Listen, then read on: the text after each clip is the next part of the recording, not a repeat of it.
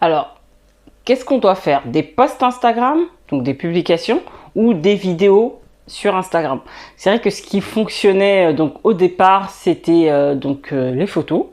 Donc, on a tendance à plus faire des publications et à écrire un texte.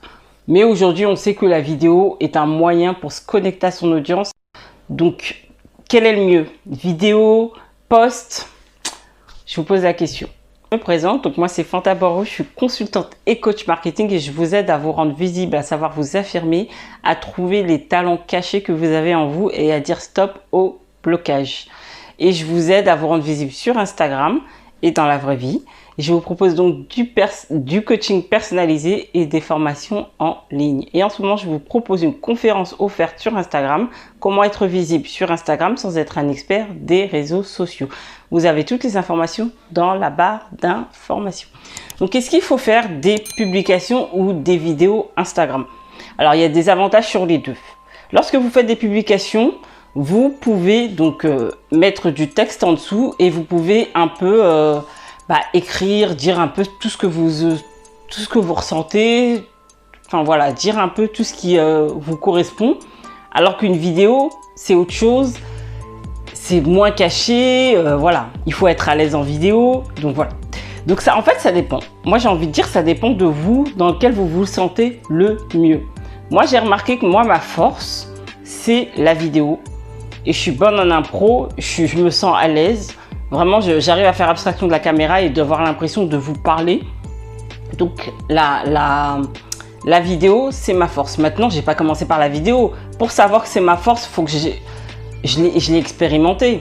Et c'est pareil, j'ai écrit. Je suis aussi bonne en écriture. J'estime que je me lance des fleurs. J'aime bien aussi l'écriture, mais la différence avec l'écriture, c'est que je ne sais pas ne pas faire de fautes du premier coup, je ne sais pas ne pas oublier de mots du premier coup, c'est l'histoire de ma life. J'oublie tout le temps des mots et pour le temps j'ai l'impression de les écrire, mais je ne les écris pas. Donc il faut que je me relise beaucoup de fois, donc franchement c'est beaucoup plus fastidieux pour moi d'écrire que de lire, que de faire une vidéo. Alors que l'écriture, voilà, va me prendre plus de temps parce qu'il va falloir que je me relise, pas forcément dans la créativité, mais dans la relecture, ça me prend plus de temps. Alors que la vidéo, généralement, en une fois, j'arrive à la faire sans la refaire parce que même si je me trompe un petit peu, c'est pas très grave. Alors dans un texte, c'est plus grave. Donc en fait, ça va dépendre dans lequel vous vous sentez le plus à l'aise pour transmettre ce que vous avez à transmettre, pour transmettre votre message. Clairement, si vous vous sentez plus à l'aise dans l'écriture parce que vous arrivez à transmettre toutes vos émotions, vous arrivez à écrire plein de choses parce que c'est votre mode de fonctionnement, faites-le. Si la vidéo est quelque chose de mieux, passez par la vidéo. Peu importe en fait ce que les gens peuvent dire, oui, mais l'écriture c'est mieux, la vidéo c'est mieux. Ce qui va être le mieux, c'est où vous allez vous exceller et faire ressortir votre message. Parce que croyez-moi, même si l'écriture est bien que vous n'avez pas ce truc-là, on va pas ressentir ce petit truc qu'on doit ressentir. Donc, vraiment, mettez-vous, encore une fois, à respecter votre personnalité et faites-le en fonction de ce que vous êtes. Mais pour respecter sa personnalité, il faut tester. Il faut que vous testiez les deux. Donc, si vous testez pas les deux, vous saurez jamais où vous excellez.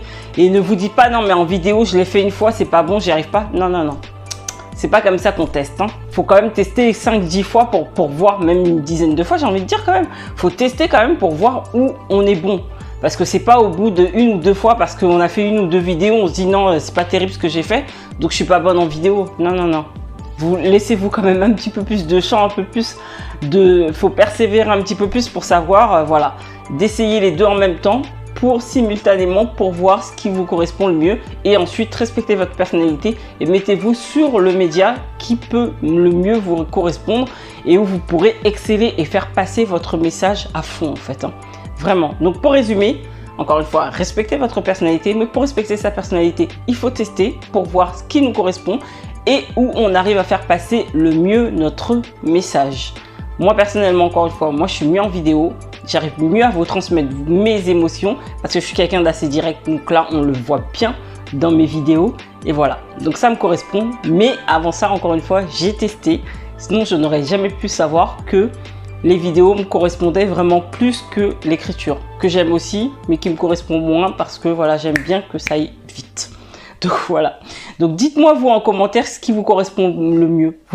Est-ce que vous aimez plus écrire ou plus faire passer votre message par vidéo.